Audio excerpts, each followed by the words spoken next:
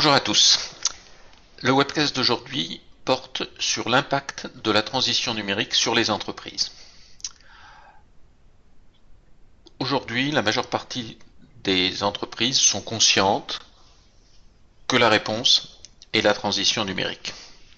Par contre, pour paraphraser Woody Allen, quelle est la question? Alors ce n'est pas juste une plaisanterie d'introduction, c'est un véritable enjeu. Une étude IBM récente a montré que parmi les entreprises engagées dans une transition numérique, 4 sur 5 ne pouvaient pas expliquer clairement les raisons de cet engagement. Donc la réponse est la transition numérique, mais on ne sait pas toujours pourquoi. Alors le but de cette présentation, ça va être d'essayer de répondre à 5 questions. Une qui peut paraître hors sujet, mais vous verrez en tout cas je l'espère qu'elle ne l'est pas. Qu'est-ce qu'une révolution industrielle? Quels sont les facteurs déclenchants de la transformation numérique? Quelles en sont les conséquences? En pratique, que cela change-t-il pour les entreprises? Et quel est le bon moment pour agir? Alors les révolutions industrielles sont des ruptures. Le mot à la mode c'est disruptif, mais rupture convient très bien. Des ruptures, c'est-à-dire que de nouvelles choses sont possibles. Après une révolution industrielle, ou pendant, il y a des possibles qui apparaissent, qui étaient impossibles juste avant. Alors je ne remonte pas à l'invention de la roue ou à la découverte du feu, mais si on prend quelques révolutions industrielles majeures de ces 4 ou 500 dernières années, on peut remonter aux grandes découvertes au XVe siècle et arriver aux révolutions industrielles du XXIe siècle. Il est intéressant de noter qu'on a une accélération. En 400 ans, il y en a eu 2. En 200 ans, il y en a eu 6. Et nous ne sommes qu'en 2015 et il y a déjà 5 révolutions industrielles engagées: biotechnologie et neurosciences, la révolution numérique, la robotique, les nanotechnologies et la transition énergétique. Et ces 5 révolutions industrielles interagissent entre elles. Alors on va voir si la révolution numérique est bien une révolution industrielle et quelles en sont les conséquences pour les entreprises. Alors déjà on va essayer de voir les points communs à toute révolution industrielle pour l'appliquer à la révolution numérique. C'est toujours le résultat de plusieurs facteurs déclenchants. Il n'y a jamais une cause unique, donc il est intéressant de se pencher sur les causes concernant la transition numérique. Comme je viens de vous le dire, le rythme s'accélère. C'est de plus en plus rapide et donc on ne peut pas étalonner nos actions sur le rythme du passé, puisque le rythme du présent est beaucoup plus rapide. Les professionnels ne sont pas les seuls concernés, l'impact est global. Cela peut sembler une évidence, mais on ne le comprend pas toujours immédiatement. Je vais prendre comme comparaison maintenant et pour la suite les grandes découvertes. Les grandes découvertes, eh bien, ce n'a pas concerné que les constructeurs de bateaux ou que les navigateurs, mais l'ensemble de la société, l'ensemble de l'économie. De la même manière, la révolution numérique, ça ne concerne pas que les entreprises du numérique ou même que les entreprises dont le business model est directement impacté par le numérique. Chaque révolution voit un bouleversement de l'écosystème. Oui, c'est darwinien. Le darwinisme, c'est que la pression de l'environnement fait évoluer les espèces, certaines disparaissent, d'autres se transforment, d'autres apparaissent. Et bien c'est pareil pour les entreprises. Quand il y a un bouleversement de l'environnement, un bouleversement de l'écosystème, des entreprises disparaissent, d'autres se transforment et d'autres apparaissent. Les règles changent. Encore une évidence, mais à ne jamais oublier. Les règles changent puisqu'il y a de nouveaux possibles.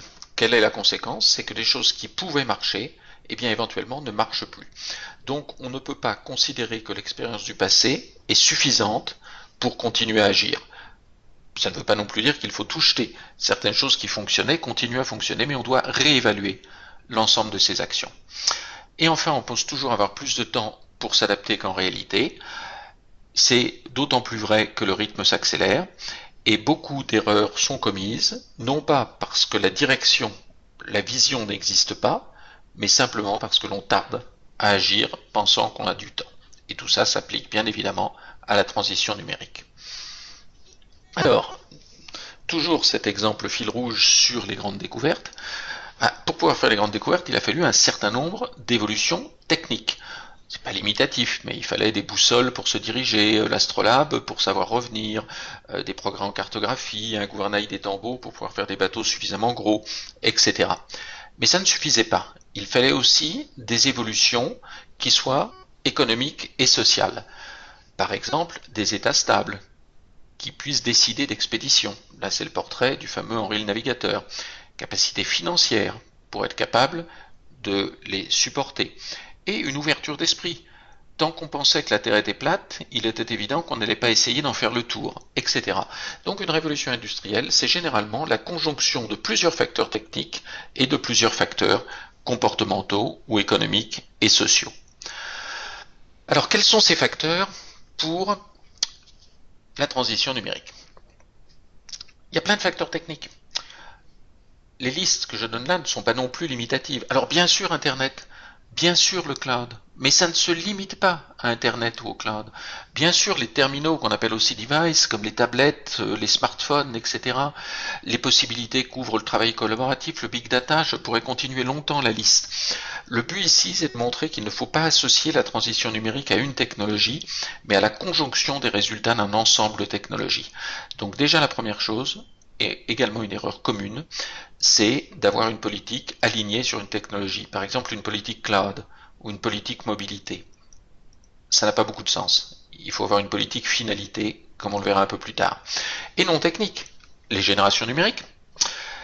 Les générations numériques qui sont déjà arrivées dans les entreprises et qui bientôt arriveront au poste de responsabilité, donc qui vont encore donner un boost d'accélération à ce moment-là.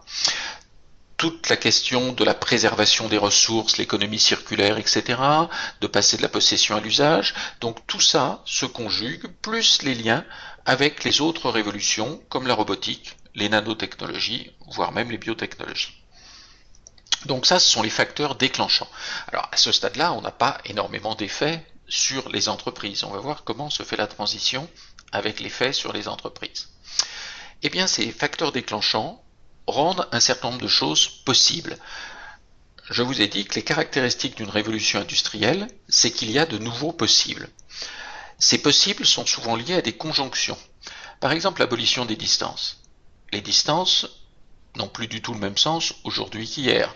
Alors déjà au XXe siècle, le transport aérien, etc. les avait modifiés. Mais maintenant, l'instantanéité des réseaux fait qu'on peut vendre à peu près n'importe où et qu'on a des concurrents qui viennent aussi d'à peu près n'importe où.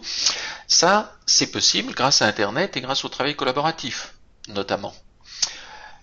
On a des croisements, c'est également uniquement un exemple. Il y a davantage de possibles et il y a davantage de déclencheurs, mais ces nouveaux possibles, eux, eh bien, vont commencer à avoir un impact sur les entreprises. Puisque l'impact, ce sont effectivement les transformations parce que l'environnement change et l'environnement change parce qu'il y a de nouveaux possibles. En fait, ce n'est pas directement la technologie ou directement le comportemental comme Internet, le cloud, etc. qui a un impact sur les entreprises, c'est le changement du champ des possibles. Alors maintenant, concrètement, cet impact, qu'est-ce que cela change sur les entreprises, qui est le cœur du sujet de notre webcast d'aujourd'hui? Eh bien, dans certains cas, le business model lui-même, c'est ce qu'on appelle un changement vertical. On a tous en tête l'exemple de l'édition musicale, des hôtels, des taxis, etc., etc., etc. Mais on peut se sentir à l'abri, entre guillemets, parce que c'est pas forcément un inconvénient, au contraire, c'est souvent un avantage, et être dans un secteur d'activité où on considère que son business model ne va pas être impacté. Mais dans toutes les entreprises, il y a un impact horizontal. Un impact sur le parcours client, c'est-à-dire la chaîne marketing-vente, sur les opérations, sur la façon de s'organiser, sur la gestion des ressources humaines et sur les solutions techniques. Donc, en pratique, absolument tout le monde est concerné. Alors si on regarde maintenant le business model, la branche du haut, on cite spontanément tout un tas de secteurs, presse, banque, publicité, distribution, etc. La liste commence à être très longue. Il devient d'ailleurs plus facile de trouver des secteurs dont le business model est impacté que des secteurs dont le business model n'est pas impacté. Comment savoir si on est sur des secteurs impactés? Alors, de nouveaux mots sont apparus pour ce type d'impact de business model, qui sont ubérisation, qui commence à être assez connu, par analogie à Uber, et kodakisation, un peu moins connu, par analogie à Kodak. L'ubérisation, c'est ne pas voir arriver une évolution du business model qui démode rapidement les anciens et qui peut permettre à de nouveaux acteurs de prendre très vite, en quelques mois, quelques années, des parts de marché considérables et qui déstabilisent. La codécisation, c'est une variante, c'est qu'on le voit arriver, mais on pense qu'on a davantage de temps. Pourquoi Kodak? Parce que Kodak est l'inventeur de la photo numérique et a quand même failli disparaître et passer par un chapitre 11, c'est-à-dire l'équivalent des dépôts de bilan aux États-Unis, parce qu'ils ont trop tardé et qu'ils se pensaient assez forts pour pouvoir attendre. Je commence à introduire quelque chose qui va être d'ailleurs une constante de cette présentation. L'agilité compte beaucoup plus que la force. La force est même souvent un inconvénient dans ce type de transformation. Comment savoir si on est sur un secteur qui risque d'être ubérisé et donc qui risque aussi d'être kodakisé? Alors pour qu'un secteur soit ubérisé, il faut au moins qu'il y ait un des trois facteurs qui soit présent. Alors parfois il y en a deux, voire trois en même temps.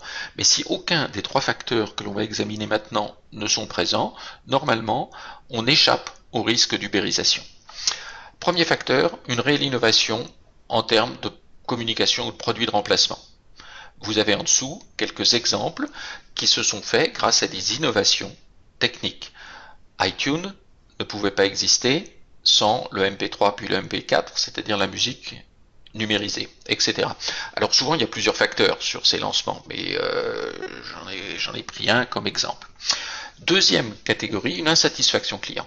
C'est-à-dire si un nouveau modèle permet de réduire ou de supprimer cette insatisfaction client, eh bien les sociétés qui se sont un peu endormies en considérant que les clients étaient insatisfaits mais que c'était pas grave parce qu'ils n'avaient pas d'alternative, se réveillent très brutalement. Bien sûr Uber, Airbnb, EasyJet, Quickstarter et énormément d'autres. J'ai pris 4 exemples à chaque fois, j'aurais pu en prendre 400. Le plus fréquent et souvent le plus insidieux, c'est la possibilité de défragmentation ou de désintermédiation. Un des effets d'Internet, c'est de défragmenter et de permettre la désintermédiation. Netflix, Amazon, Booking, eBay sont des exemples d'utilisation de la désintermédiation. Attention, c'est là où le plus de secteurs sont concernés et parfois on ne le voit pas. Tous les secteurs où il y a une chaîne d'intermédiaires sont potentiellement ubérisables par la désintermédiation, qui peut être, selon sa position dans la chaîne, une énorme opportunité ou un danger tout à fait significatif.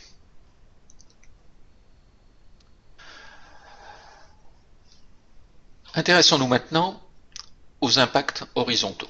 Alors là, il y en a énormément. On en a identifié 25 catégories et au sein des catégories, des centaines applicables. On va uniquement se pencher sur quelques exemples qui sont cités ici, la chaîne commerciale, le passage, l'évolution du mode d'organisation, les ressources humaines dans leur ensemble et un focus sur un certain nombre de points. Pour illustrer, mais comme je viens de vous le dire, on peut le transposer à énormément d'autres domaines. Alors la chaîne commerciale. Pourquoi est-ce que la chaîne commerciale aujourd'hui, dans 100% des entreprises, on ne peut plus considérer la chaîne commerciale comme avant? Alors si une entreprise n'est pas commerciale, que c'est une association ou autre, c'est la même chose. Mais au lieu de parler chaîne commerciale, on va parler relation avec les adhérents ou avec les coopérateurs, avec tout ce qu'on veut. Mais la relation avec ses clients ou ses adhérents ou tout autre nom qu'on leur donnera est profondément changé. Je vais juste l'illustrer au travers de 5 possibles. Vous vous souvenez, les choses changent parce qu'il y a de nouveaux possibles. L'anonymisation est à la fois impossible et une conséquence. Maintenant, vos clients vous trouvent avant que vous ne les trouviez. Ils s'informent eux-mêmes, donc le marketing est essentiel. Les entreprises qui avaient peu ou pas de marketing doivent absolument en avoir un, et le rôle des forces de vente diminue, voire parfois disparaît, puisqu'il y a une auto-information. Le rôle des forces de vente, qui était la prospection, dans certains cas quand il n'y avait pas de marketing, et l'éducation des clients, disparaît très rapidement. L'abolition des distances, donc il faut réévaluer sa cible. On peut vendre plus loin, mais on peut aussi être concurrencé de plus loin. Donc ça a des conséquences sur le marketing vente. La disponibilité de l'information. Petit à petit, l'information devient universellement disponible. Les clients sont en mesure de comparer avec toute l'information entre les mains. Cela provoque un phénomène qu'on appelle winner takes all, c'est-à-dire le gagnant ramasse tout. C'est la meilleure offre, en tout cas ce qui est perçu par le marché comme la meilleure offre, qui gagne. Donc, il est très important de connaître l'offre de ses concurrents et d'en permanence sur son segment de marché avoir l'offre la plus pertinente. Les niches existent de moins en moins et n'existeront bientôt plus. C'est lié au phénomène que j'évoquais précédemment de défragmentation des marchés. Le butinage, l'information sur Internet croisée avec les comportements générationnels rend les clients de moins en moins fidèles. Plusieurs conséquences. D'abord, il faut fidéliser différemment ses clients, et notamment par des outils numériques. On peut plus facilement aller attaquer les clients de ses concurrents qui les défendent mal, donc on a une possibilité offensive. Et c'est un concours, pas un examen, ça a toujours été un concours, il a toujours fallu être le meilleur, mais on se battait avec quelques concurrents, maintenant on se bat avec la terre entière à cause de la transparence de l'information. Donc ce concours est devenu beaucoup plus sélectif. Et enfin l'information numérique, c'est-à-dire que si on n'existe pas numériquement, si on n'est pas visible numériquement, on existe de moins en moins, voire on n'existe plus du tout, et les réputations prennent de l'importance et se font et défont beaucoup plus rapidement. Alors évidemment, quand on dit ça, tout le monde pense à des sites comme TripAdvisor ou autres, mais c'est tout aussi vrai en B2B qu'en B2C, et pour tout type d'entreprise, la e-réputation est quelque chose qui se fait, qui se défait, et qui doit être étroitement piloté et surveillé. Autre exemple, l'organisation. Alors les entreprises sont organisées. Une petite entreprise n'est pas organisée de la même manière qu'une entreprise moyenne ou qu'une grosse entreprise. C'est un des domaines les mieux théorisés du business. Et ceux d'entre vous qui êtes passés par des filières de type MBA, PhD ou autres connaissent bien ce type de graphique. On a organisé les entreprises à cause des limites de communication pour que la communication puisse passer. Une organisation, c'est coûteux et on ne la met en place que quand elle devient nécessaire. Tant qu'on peut avoir une organisation plus flexible, eh bien on ne met pas une organisation plus structurée parce que ce serait exagérément coûteux. Et tout cela parce que le nombre de relations nécessaires pour communiquer dans un groupe varie en fonction d'une combinatoire qui est une augmentation factorielle et donc une augmentation super exponentielle. Alors, qu'est-ce que ça a donné au fil du temps? Il y a d'abord eu les organisations fordiennes, pyramidales, qui datent de la fin du 19e, début du 20e, qu'on appelle le modèle taylorien ou fordien selon le cas. À partir de 1941, pour piloter des gros projets d'armement, notamment le projet Manhattan, mais également des projets aéronautiques, des organisations matricielles ont été mises en place, qu'on trouve maintenant dans pratiquement toutes les entreprises moyennes et grosses. Ça s'est affiné dans les années 70 avec les modèles de Greiner qui ont bien modélisé les organisations optimales pour les différents types d'entreprises. Mais tout ceci prenait en considération les limites de communication de l'époque, c'est-à-dire la communication 1 à 1, deux personnes communiquant, ou 1 à N, une personne communiquant vis-à-vis d'un groupe, N pouvant être très grand. Mais nous ne savions pas communiquer N à N. N à N, c'est la cacophonie, ça n'a jamais été possible dans l'histoire de l'humanité. Et aujourd'hui, c'est possible au travers des outils de travail collaboratif, au travers des réseaux sociaux, et les générations numériques ont totalement l'habitude de communiquer en mode N à N. Eh bien, cela débloque les possibilités d'organisation. Et toutes les organisations mises en place jusqu'à présent sont sous-optimales et donc ne doivent pas être conservées au profit d'organisations en mode collaboratif. Et ça, c'est une vraie révolution qui concerne toutes les entreprises, quel que soit leur métier, quel que soit leur positionnement. Un autre exemple sur les ressources humaines. Les études convergent, en gros, d'ici 2020, un poste sur deux va être supprimé ou transformé. Ça ne veut pas dire que l'emploi va être divisé par deux, il y aura de nouveaux postes qui vont apparaître. Donc on est confronté à un enjeu de gestion prévisionnelle des emplois et des carrières majeur qui va devoir être pris en compte. La formation ne se fait plus de la même manière. Déjà parce qu'on a de nouvelles techniques. Le e-learning, par exemple, a mis des années à décoller, mais ça y est, il a décollé et il s'impose. Mais également parce que les nouvelles générations n'ont pas la même façon d'apprendre, pas la même façon de gérer l'information, qu'ils retiennent de moins en moins et qu'ils savent aller chercher, et toute autre évolution de même nature. Le recrutement, à la fois parce que les candidats ne se recherchent pas de la même manière, c'est une des premières applications avec le marketing du big data. On n'évalue pas sur les mêmes critères, on va rechercher de nouveaux types de profils, de nouveaux savoirs, comme par exemple le leadership, comme la capacité d'évolution. On s'intéresse beaucoup moins à ce que les gens savent faire, mais plutôt à ce qu'ils vont pouvoir apprendre à faire compte tenu de la vitesse d'évolution. Ce sont des changements assez profonds. La fidélisation, la transparence d'information joue aussi sur les ressources humaines. Il y a en permanence de nouvelles interventions vis-à-vis de vos collaborateurs pour tenter de les solliciter, de les séduire. Donc il faut fidéliser d'une manière différente, sachant en plus que les nouveaux modèles de collaboration évoluent. La collaboration salariale a tendance à diminuer au profit de modèles non salariaux. Dans les 5 dernières années, les collaborations non salariales sont passées de 1,2 million à 2,5 millions en France, c'est-à-dire on fait un peu plus que doubler.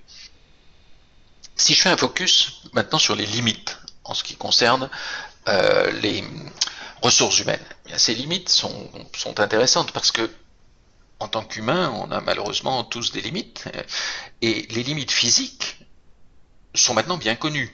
Personne ne penserait à demander à ses collaborateurs de soulever une tonne. On n'infligerait pas à un pilote 25G, on le tue. On ne fait pas travailler, enfin, on ne devrait pas faire travailler des enfants de 5 ans. Malheureusement, il y en a encore qui travaillent. Mais d'autres limites sont moins connues. La routine, par exemple, on s'aperçoit de plus en plus que la routine est nécessaire pour lutter contre les névroses. Or, l'évolution numérique fait que tout ce qui est routinier tend à être remplacé par un logiciel. Il y a un adage qui a commencé à apparaître: si vous faites 2 fois le même jour, 2 fois de suite le même travail, demandez de vous quel est le logiciel qui va le faire à votre place le 3e jour. L'urgence, qui prend le pas sur l'importance, crée un stress important. La vitesse du changement oblige à remettre en cause ses compétences et parfois à jeter ce qui a demandé énormément d'efforts, d'apprentissage. Donc on sort de sa niche au sens où l'entendait quelqu'un comme Henri Laborit dans La Nouvelle Grille, par exemple. Et ça, on n'a pas encore bien pris la mesure de ces limites. Donc attention en transformant l'entreprise de ne pas atteindre et dépasser ces limites. Souvenez-vous de 1830. 1830, c'est les Trois Glorieuses, mais là, mon propos n'est pas de parler des Trois Glorieuses. C'est la première loi en France sur le travail des enfants, où il a été interdit de faire travailler des enfants de moins de 8 ans. Ce qui est très modéré. À l'époque, tout le monde a crié au loup en disant c'est la fin des entreprises. Et pourquoi est-ce que ça a été fait? Pas par humanité. Tout simplement parce que dans les départements agricoles, 40% des conscrits n'étaient pas aptes au service militaire. Et dans certaines régions industrielles, 90%. C'est-à-dire que les enfants étaient détruits avant d'arriver à l'âge de porter les armes, et que nos législateurs de l'époque se sont dit attention, nous n'aurons plus assez de chair à canon pour défendre les frontières. Donc c'était pour un motif très discutable, mais en fait on s'est aperçu que l'on avait cassé une génération industrielle. Faisons attention. On parle beaucoup de burn-out, mais je pense que c'est plus complexe que le burn-out, de penser que les entreprises, c'est fait également de femmes et d'hommes, et avant tout de femmes et d'hommes, et qu'on ne peut pas, au nom du numérique, faire tout et n'importe quoi, que nous avons également des limites humaines. Et il y a bien sûr de nouveaux outils qui apparaissent, mais ça c'est presque secondaire, mais il faut quand même les connaître. Et il faut en connaître les possibilités pour savoir les employer. Mais les outils tout seuls ne servent à rien. Ils ne servent qu'à partir du moment où ils sont au service d'une vision, d'une stratégie et de processus.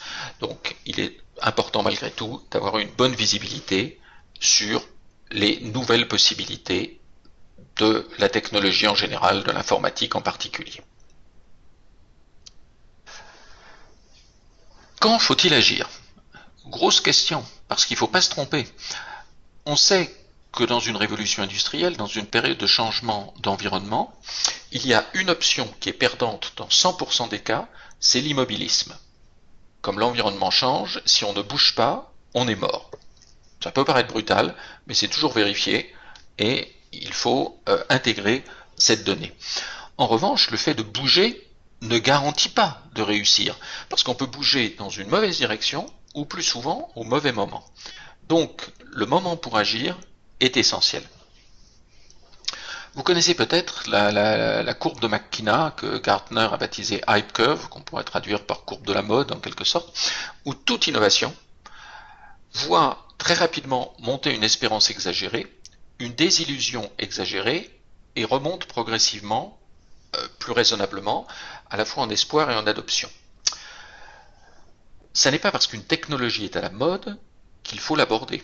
Comme en plus, il faut s'orienter sur les usages business et non pas sur les technologies, c'est d'autant plus facile à pratiquer.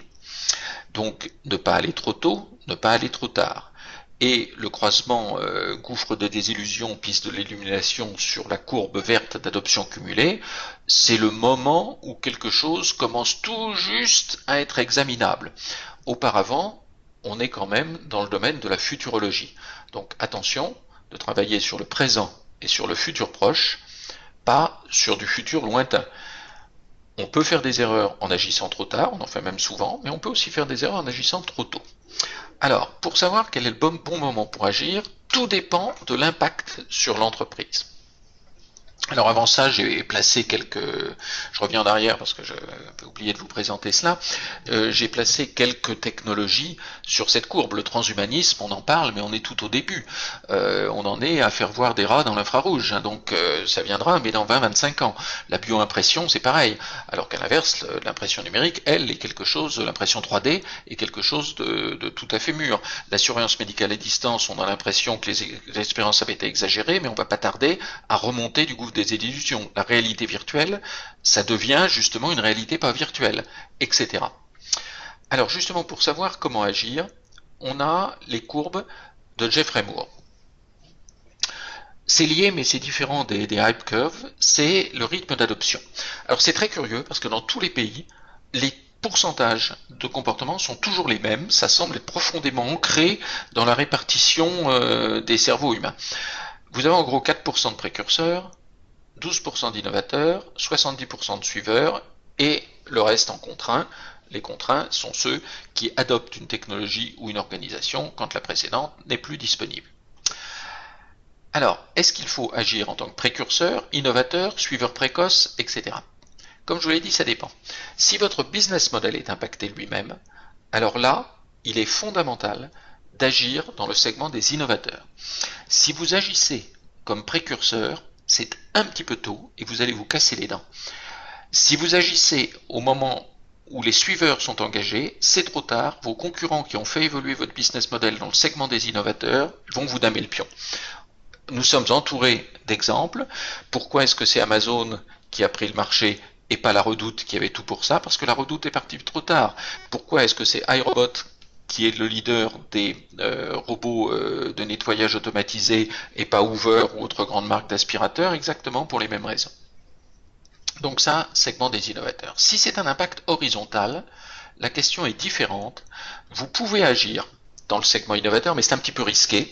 Il vaut mieux agir au début des suiveurs précoces, quand la technologie est plus mature et que les fournisseurs de solutions qui eux ont leur business model impacté, ont agi dans le segment des innovateurs. Par contre, si vous attendez, c'est trop tard. Pourquoi? Parce que vous perdez en productivité par rapport à vos concurrents. Et la sélection naturelle fait que vos concurrents vous passent devant. Donc, agir assez vite, pas trop vite. Maintenant, si on essaie d'apporter les réponses aux 5 questions que je posais au début.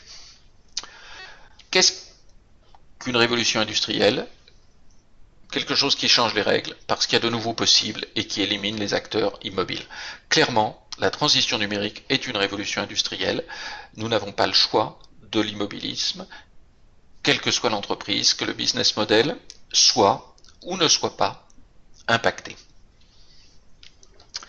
Quels sont les facteurs déclenchants de la transformation numérique? Bien, c'est un ensemble et il faut considérer cet ensemble et pas trop s'attacher aux détails. Attention parce que les fournisseurs de technologies qui ont des gros moyens de communication vont toujours communiquer sur leur technologie et introduire une confusion. J'aime bien Microsoft avec qui je travaille beaucoup, mais par exemple une société comme Microsoft va communiquer sur ses technologies. Même chose pour une société comme Google ou toutes les autres. Ne nous laissons pas hypnotiser par la technophilie. Ça n'est pas une révolution de geeks. Elle est rendue possible en partie à cause des geeks, mais Clémenceau disait pendant la Première Guerre mondiale que la guerre était quelque chose de trop sérieux pour la laisser aux militaires. Je pense que maintenant la transformation numérique est quelque chose de trop sérieux pour la laisser aux seuls informaticiens. Et je dis ça en faisant partie des informaticiens, donc ce n'est pas une critique de la profession, mais une conscience que cela sort de notre seul domaine de compétences. Quelles en sont les conséquences multiples? Tout ce qui devient possible. les exemples que je vous ai pris, l'abolition des distances, la communication NAM, la mobilité, la défragmentation, etc., etc. Donc les conséquences, ce sont de nouveau possibles, et on doit raisonner à partir de ces possibles, et non pas à partir des technologies. En pratique, qu'est-ce que ça change pour les entreprises? Il faut en profiter. Mais il faut en profiter de préférence de manière offensive, au pire de façon défensive, mais c'est toujours moins bon, mais avec agilité. Tout s'accélère. L'époque où on faisait des plans à 5 ans ou à 4 ans ou même à 3 ans et où on investissait et on vérifiait au bout de 3 ans que l'investissement était bon, il faut l'oublier, sauf dans certains domaines industriels, on n'a pas le choix. On doit agir à court terme, mais dans le cadre d'une planification à long terme. C'est Eisenhower qui disait qu'un plan n'a jamais gagné une bataille, mais qu'une bataille n'a jamais été gagnée sans plan. Donc de savoir pourquoi la réponse et la transition numérique, justement de savoir répondre à la question, d'avoir une vision, d'avoir des objectifs, de savoir pourquoi on transforme l'entreprise et d'avoir un plan de marche. Mais ce plan de marche, de l'exécuter pas à pas, de mesurer les résultats en permanence pour pouvoir très vite reculer, changer d'axe et réaligner sa politique. Donc, et réaligner également le plan à long terme. Donc un plan à long terme qu'on exécute à court terme et qu'on réévalue en permanence. Quel est le bon moment pour agir? Sans tarder pour les domaines entrés dans le segment des innovateurs quand c'est le business model, et sans tarder quand on rentre dans le segment des suiveurs précoces pour ceux qui ne sont pas impactés par le business model. Il ne faut surtout pas vouloir tout faire, parce qu'on voit certaines entreprises qui passent du statut à je ne fais rien et je veux me transformer totalement en quelques mois.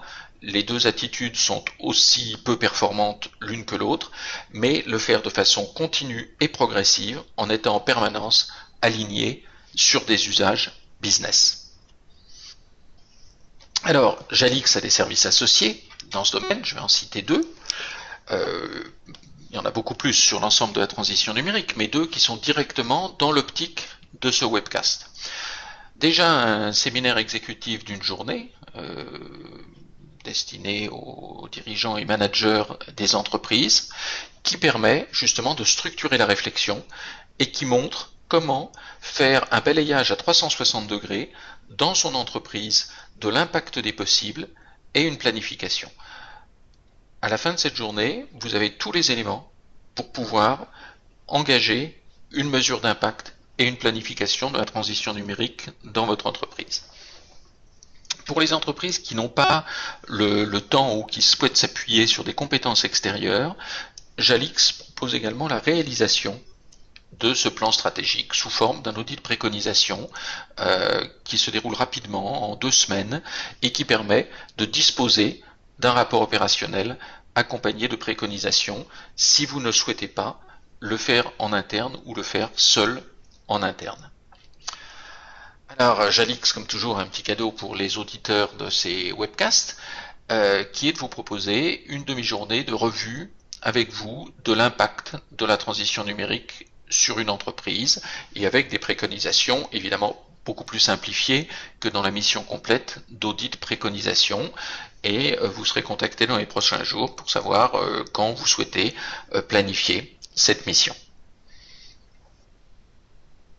Pour cela, vous pouvez aussi contacter François Papy, dont vous avez l'email sur ce slide.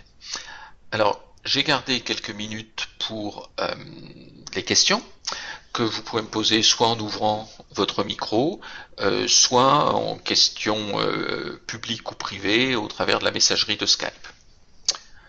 Donc, je suis à l'écoute de vos questions. Alors, une première question, est-ce que les PME sont concernées? Absolument, mais je vais développer, pas simplement répondre par oui ou par non. Je vous ai dit tout à l'heure que dans les périodes de transformation, ce qui comptait, ce n'est pas la force, c'est l'agilité. Donc non seulement les PME sont concernées, mais souvent les PME s'en sortent mieux que les plus grosses entreprises. Quelle est la plus grosse difficulté pour réaliser effectivement une transition numérique réussie? Il y a déjà une condition, c'est pas une difficulté, c'est la prise de conscience et c'est le leadership de la direction. Une transformation numérique qui n'est pas portée par la direction de l'entreprise, ça ne marche pas. Donc supposons que la direction, vous peut-être, soit à la fois consciente et proactive. Alors là, on rentre dans la vraie difficulté, qui est la résistance au changement.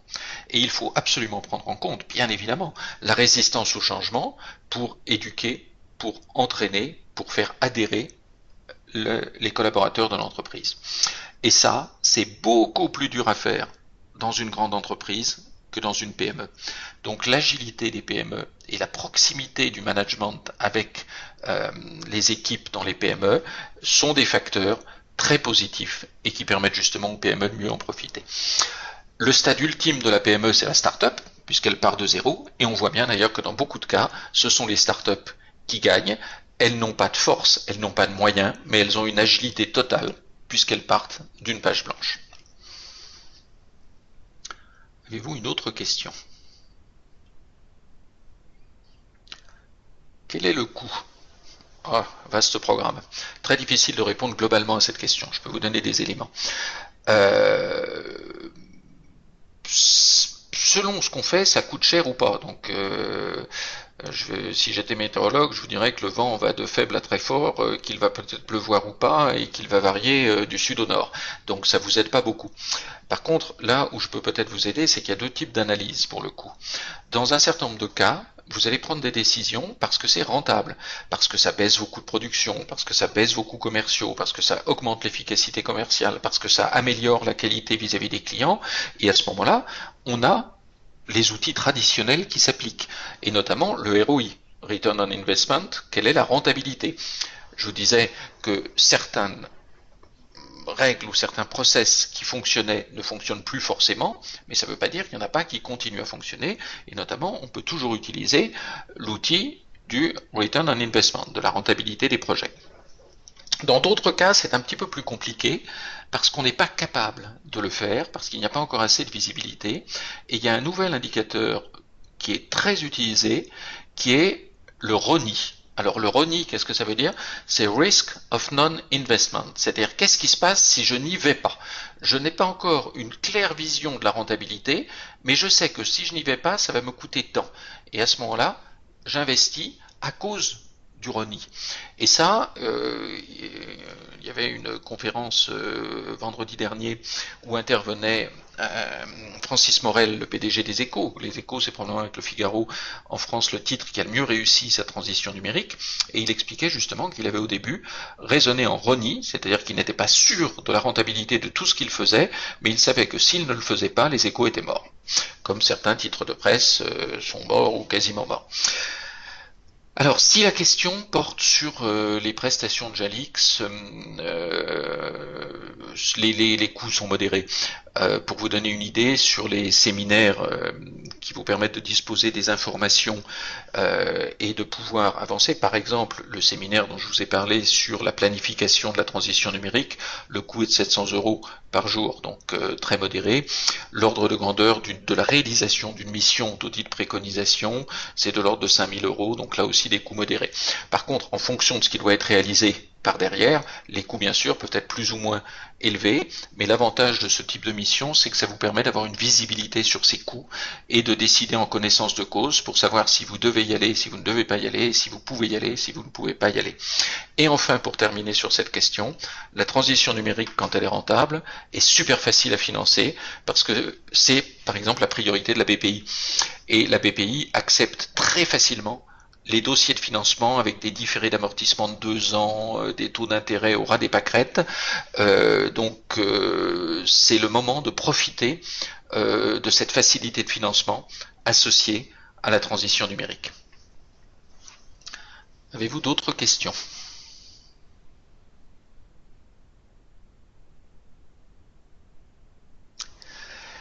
Eh bien, s'il n'y a pas d'autres questions, je vous remercie tous pour votre présentation. J'espère revoir certains d'entre vous lors des prochains webcasts. L'enregistrement sera disponible dans les prochaines heures sur le site de Jalix. Je pense que vous recevrez un mail pour vous le signaler et j'espère avoir pu alimenter votre réflexion sur la transition numérique. Donc bonne journée à tous et à très bientôt.